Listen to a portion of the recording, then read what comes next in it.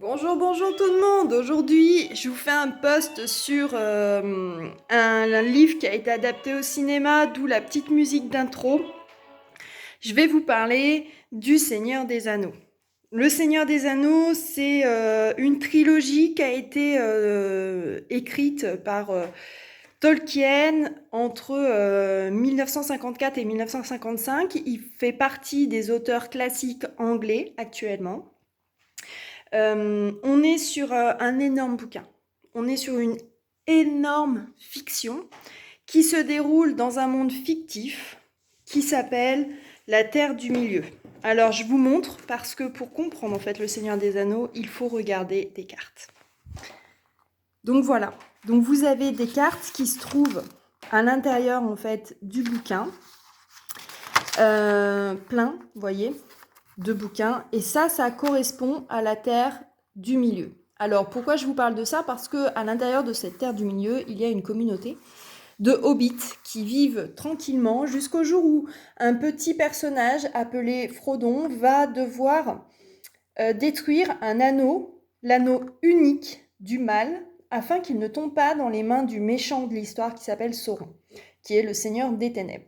Il va être aidé par des amis qu'on appelle la communauté de l'anneau, et il va devoir se rendre dans le Mordor pour détruire dans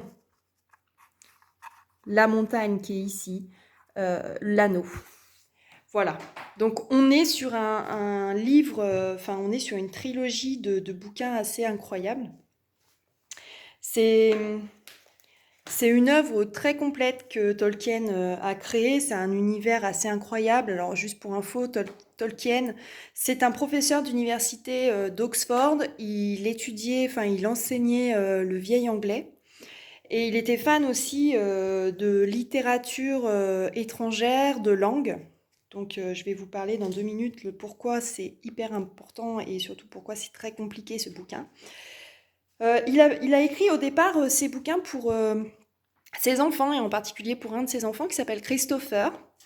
Et à partir de ça, il va décider. Alors, ce bouquin, il a été écrit pendant l'entre-deux-guerres. Enfin, non. Oui, il a commencé en 1936. Et puis, il a fini de les écrire après la Seconde Guerre mondiale.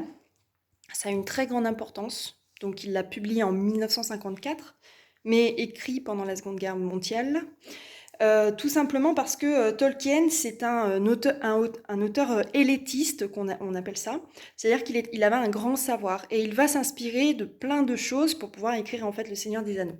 En particulier, il va s'inspirer de la mythologie scandinave et nordique, d'où la présence d'elfes ou de nains à l'intérieur de ce bouquin. Il va aussi s'inspirer de l'univers médiéval. Le Seigneur des Anneaux, ça se passe un peu dans l'univers médiéval, tout simplement parce il s'est inspiré aussi de Chrétien de Troyes, qui est l'auteur qui a fait la mythologie celtique, c'est-à-dire la mythologie du roi Arthur. Il va aussi s'inspirer de philosophie grecque telle que Platon, et j'en passe, parce que c'est un énorme bouquin, et de contes de fées aussi. Cette œuvre est une allégorie de la Seconde Guerre mondiale, donc par exemple, dans l'œuvre des Deux Tours, on a la présence des Deux Tours qui sont le symbole, l'allégorie des dictateurs de la Seconde Guerre mondiale. Dans la communauté de l'anneau, on a l'image de la résistance. Voilà. Donc, et j'en passe parce que c'est très très. On a les SS, on a la Gestapo, etc. qui apparaissent à l'intérieur de ces bouquins. Ces bouquins, ils sont assez compliqués à lire. La fantaisie, contrairement à ce qu'on pense, c'est pas forcément de la littérature pour enfants ou pour ados, mais Tolkien a mis la barre encore plus haute par rapport à d'autres écrits de fantasy, tout simplement parce que c'est ultra compliqué. La langue est compliquée, le vocabulaire est difficile, on est sur des phrases à rallonge, très longues.